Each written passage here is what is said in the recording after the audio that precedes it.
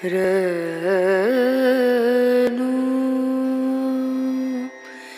ரேனா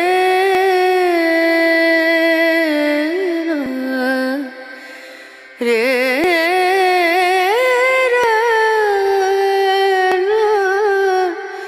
ரேனா. Hello everyone, welcome to our channel. எல்லோரும் எப்படி இருக்கீங்க? ஹாப்பி உகாதி. இன்றைக்கி உகாதி பண்டிகைன்றனால மார்னிங் ஒரு 5 o'clock எழுந்திரிச்சு வீட்டில் எல்லோரும் குளிச்சுட்டோம். குளித்து முடித்த உடனே ஃபஸ்ட்டு வந்து வீட்டில் அம்மா கோலம் தான் போட ஆரம்பித்தாங்க. ஏன்னா எந்த ஃபெஸ்டிவலாக இருந்தாலும் மார்னிங் வந்து கலர் கோலம் கொடுத்துடுவாங்க. நாங்கள் ஃப்ளாட்ஸில் இருக்கனால முன்னாடி எங்களுக்கு ப்ளேஸ் வந்து ரொம்ப சின்னது. இந்த வீடியோவில் ரெக்கார்ட் பண்ணுறேன்ல அவ்வளோதான் போட முடியும். ஏன்னா வந்து இந்த சைடு வந்து லிஃப்ட் இருக்கும், எல்லோரும் வந்துட்டு போகிற வழி. இதுலேயே வந்து அம்மா ரொம்ப அழகாக கோலம் போடுவாங்க. ஃப்ளாட்டில் இருக்க எல்லாருமே வந்து கேட்பாங்க கோலம் வந்து ரொம்ப அழகாக இருக்குன்னுட்டு.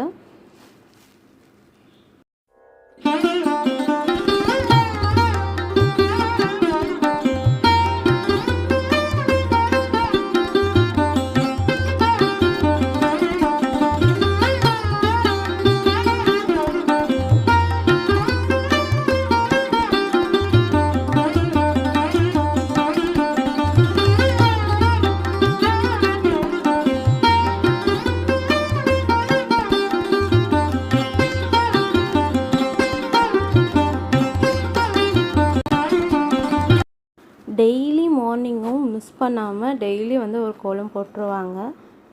இன்றைக்கி வந்து ரங்கோலி மாதிரி போட்டிருந்தாங்க, பார்க்கவே ரொம்ப அழகாக இருந்தது. யாருக்கெல்லாம் அம்மாவோட கோலம் ரொம்ப பிடிச்சிருக்குன்னுட்டு மறக்காம கமெண்ட்ஸில் சொல்லுங்கள்.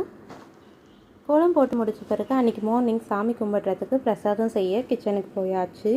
அன்றைக்கி பிரசாதம் வந்து சிறுபருப்பு பாயாசமும் மெதுவடை, அப்புறம் வந்து மாங்காய் பச்சடி தான். மாங்காய் பச்சடி இல்லாமல் உகாதியே இல்லை. சிறுபருப்பு வந்து பிஃபோராக ஒரு 10 minutes ஊற வச்சுட்டு அதுக்கப்புறம் ஸ்டவ்வில் வச்சு நல்லா வேக வச்சு எடுத்துக்கணும். சிறுபருப்பு நல்லா வெந்த உடனே அதை வந்து ஒரு சைடில் எடுத்து வச்சுட்டு அதுக்கப்புறம் அம்மா வந்து ஜவ்வரிசி வந்து தண்ணியில் போட்டு நல்லா கொதிக்க வச்சுருந்தாங்க. ஜவ்வரிசி வந்து நல்லா கொதித்து வரணும். நல்லா கொதித்து வந்த பிறகு அதில் ஆல்ரெடி சிறுபருப்பு வேக வச்சு வச்சுருந்தோம்ல, அது வந்து ஜவ்வரிசியோடு சேர்த்து நல்லா மிக்ஸ் பண்ணி விடணும். ஒரு 10 minutesக்கு நல்லா மிக்ஸ் பண்ணி விட்டுட்டு அதுக்கப்புறம் வந்து இதோட வந்து வெல்லம் சேர்க்கணும். வெல்லம் சேர்த்தும் நல்லா மிக்ஸ் பண்ணி விடணும், வெல்லம்லாம் கரையிற அளவுக்கு.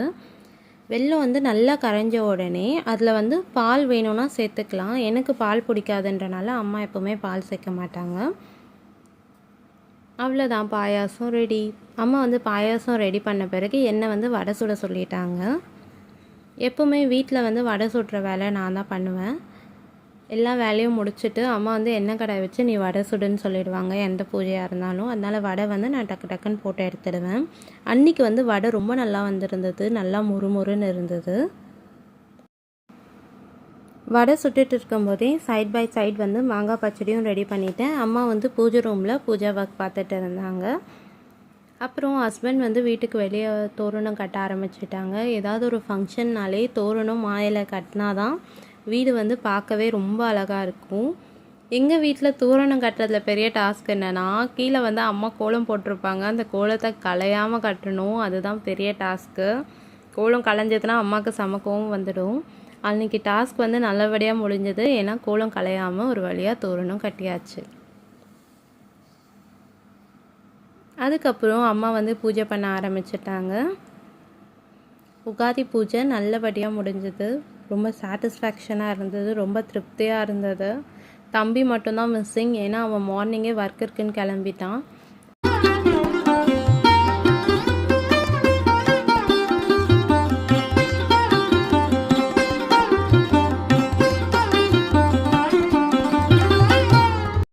சாமி கும்பிட்டு முடித்த பிறகு அம்மா வந்து ஃபஸ்ட்டு மாங்காய் பச்சடி தான் எல்லாருக்கும் கொடுத்தாங்க. ஏன் உகாதி அன்றைக்கி மாங்காய் பச்சடி பண்ணி சாப்பிட்றோன்னா, அந்த மாங்காய் பச்சடியில் புளிப்பு, இனிப்பு, கசப்பு, துவர்ப்பு எல்லாமே கலந்துருக்கும். அதே மாதிரி தான் நம்ம வாழ்க்கையிலையுமே எல்லாம் கஷ்டம், சந்தோஷம் எல்லாமே கலந்துருக்கும். நம்ம வந்து அது எல்லாத்தையும் அக்செப்ட் பண்ணிவிட்டு வாழணுன்றது தான் அதோட மீனிங் சொல்லிவிட்டு அம்மா சொன்னாங்க. அதுக்கப்புறம் அம்மா வந்து பிரசாதம் வச்சு கொடுத்தாங்க. வடையும் பாயாசமும் ரொம்ப நல்லா வந்திருந்தது. அன்றைக்கி பிரசாதத்தை நல்லா என்ஜாய் பண்ணி சாப்பிட்டோம். நான் வந்து சிம்பாவுக்கு கொடுத்தேன் வடை, அவர் வந்து சாப்பிடல. வெயில் அதிகமாக இருக்கனால இப்போல்லாம் சிம்பாவால் ஹாலில் இருக்கவே முடிய மாட்டிருக்கு. உகாதினாலே கண்டிப்பாக நான்வெஜ் தான் செய்வாங்க. பிரசாதம் சாப்பிட்டுட்டு அவங்க போய் நான்வெஜ் எடுக்க மார்க்கெட்டுக்கு போயிட்டாங்க. அன்றைக்கி வந்து பாட்டி தாத்தா வீட்டுக்கும் கட்டி தரதாக இருந்தது. அதனால கொஞ்சம் சீக்கிரமாகவே சமைச்சிடலான்னு செய்ய ஆரம்பிச்சிட்டோம். அன்றைக்கி மெனு வந்து fish fry, chicken 65, chicken biryani தான். ஸோ ஃபிஷ் ஃப்ரை பண்ணுறதுக்கு ஃபஸ்ட்டு வந்து ஆச்சி ஃபிஷ் ஃப்ரை மசாலா வந்து எடுத்துகிட்டு அதில் வந்து கொஞ்சமாக தேவையான அளவு சால்ட் சேர்த்துட்டு அதில் வந்து ஆஃப் லெமன் வந்து பிழிஞ்சு விட்டு மசாலா ரெடி பண்ண ஆரம்பிச்சிட்டாங்க அம்மா. மசாலா வந்து தண்ணி ஊற்றி நல்லா வந்து மிக்ஸ் பண்ண பிறகு அதில் வந்து ஒவ்வொரு ஃபிஷ்ஷாக எடுத்து மசாலா போட்டு தனியாக பிளேட்டில் எடுத்து வச்சிட்டு இருந்தாங்க. பார்க்கவே ரொம்ப கலர்ஃபுல்லாக நல்லா இருந்தது. எனக்கு வந்து சீ ஃபுட்ஸ் ரொம்ப பிடிக்கும். சிக்கன் மட்டனை விட சீ ஃபுட்ஸ் தான் ரொம்ப பிடிக்கும். மசாலாலாம் போட்டு எடுத்து வச்ச பிறகு அடுத்து சிக்கன் 65க்கும் மசாலா போட ஆரம்பிச்சிட்டாங்க. ஆச்சி சிக்கன் 65 மசாலாவும் சால்ட்டு, அப்புறம் ஜிஞ்சர் கார்லிக் பேஸ்ட் வந்து 1 ஸ்பூனு, 1 ஸ்பூன் வந்து அரிசி மாவு, 1 ஸ்பூன் வந்து கார்ன்ஃப்ளவர், இது எல்லாமே சேர்த்து தண்ணி ஊற்றி நல்லா மிக்ஸ் பண்ணி எடுத்தாச்சு. மசாலா ரெடி ஆனோடனே சிக்கன் 65க்கு வாங்கிட்டு அந்த சிக்கன் எடுத்து ஃபுல்லாக வந்து மசாலாவோட கோட் பண்ணி எடுத்து வச்சுட்டாங்க. ஃபிஷ் ஃப்ரை மசாலாவும் சிக்கன் 65 மசாலாவும் ஃப்ரிட்ஜில் வச்சாச்சு.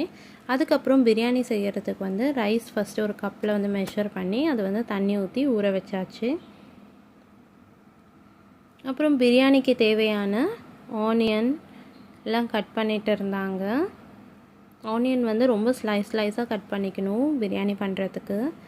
ஆனியன்லாம் கட் பண்ணி எடுத்து வச்ச பிறகு அப்புறம் வந்து தக்காளி கட் பண்ண ஆரம்பித்தாங்க. வெங்காயம் தக்காளியெல்லாம் கட் பண்ணி எடுத்து வச்ச பிறகு அதுக்கப்புறம் ஒரு 10 பச்சை மிளகாய் அலசி ஒரு பிளேட்டில் வச்சுக்கிட்டாங்க. அதுக்கப்புறம் வந்து கொத்தமல்லி நல்லா ஃபைனாக கட் பண்ணி எடுத்து வச்சாச்சு.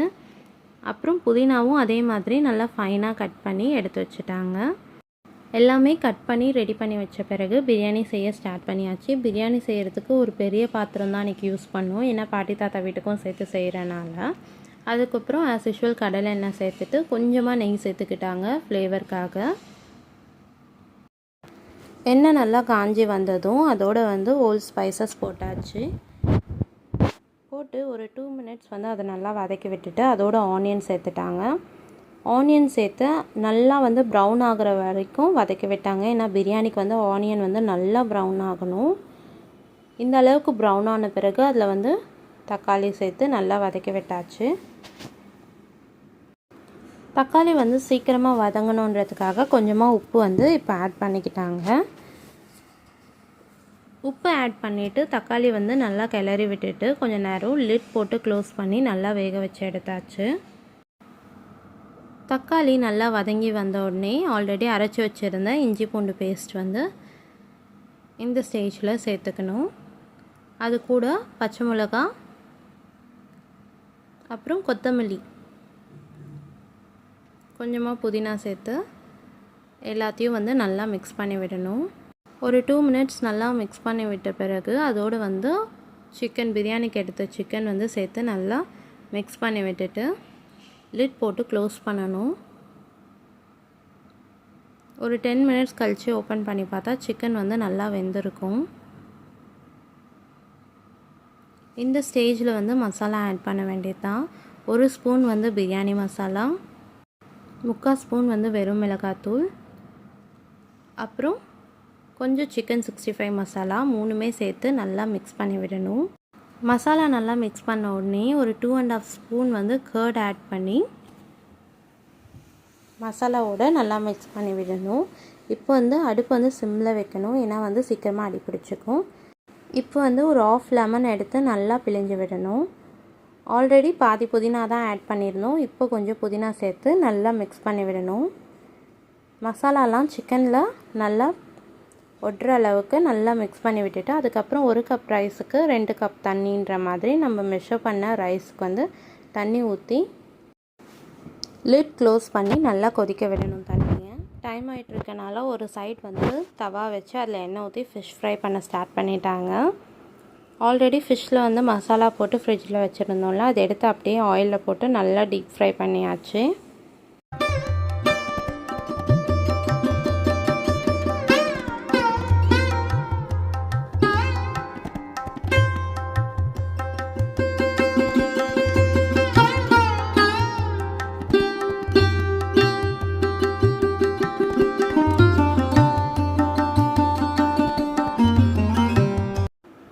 ஃபிஷ் இறக்கிறதுக்கு முன்னாடி கொஞ்சமாக கருவேப்பிலை சேர்த்து அதில் வந்து ஒரு 4 பூண்டு வந்து தட்டி அதோடு சேர்த்தா நல்ல ஃப்ளேவராக நல்லாயிருக்கும். ஃபிஷ் ஃப்ரை வந்து சூப்பராக ரெடி ஆகிடுச்சு. ஃபிஷ் ஃப்ரை ரெடி ஆனோடனே ஒரு ஃபிஷ் ஃப்ரை வச்சு நானும் அம்மாவும் டேஸ்ட் பார்த்தோம், உப்பெல்லாம் கரெக்டாக இருக்கான்னுட்டு. உண்மையாகவே ரொம்ப டேஸ்ட்டாக இருந்ததுங்க. வெளியே வந்து மொறுமொறுப்பாக உள்ளே வந்து சாஃப்டாக நல்லா இருந்துச்சு. அப்புறம் பிரியாணி தண்ணி வந்து நல்லா கொதிக்க ஆரம்பிச்சிடுச்சு. ஓப்பன் பண்ணி பார்த்தா இந்த மாதிரி கொதிச்சிட்ருக்கும்போது ஆல்ரெடி நம்ம ஊற வச்ச அரிசி இருக்குல்ல, அது வந்து இந்த தண்ணியோடு சேர்த்து நல்லா ஜென்டலாக மிக்ஸ் பண்ணி விடணும். ரொம்ப மிக்ஸ் பண்ணக்கூடாது. ரொம்ப லைட்டாக மிக்ஸ் பண்ணி விட்டுட்டு திரும்பி லிட் க்ளோஸ் பண்ணி ஒரு 10 மினிட்ஸ் மீடியம் ஃப்ளேமில் வச்சு நல்லா கொதிக்க வச்சு எடுத்த பிறகு நமக்கு ஆல்மோஸ்ட் வந்து பிரியாணி ரெடியாக ஆரம்பிச்சிச்சு. பாசுமதி ரைஸ் பொறுத்த வரைக்கும் ரொம்ப ஜென்டலாக மிக்ஸ் பண்ணணும்.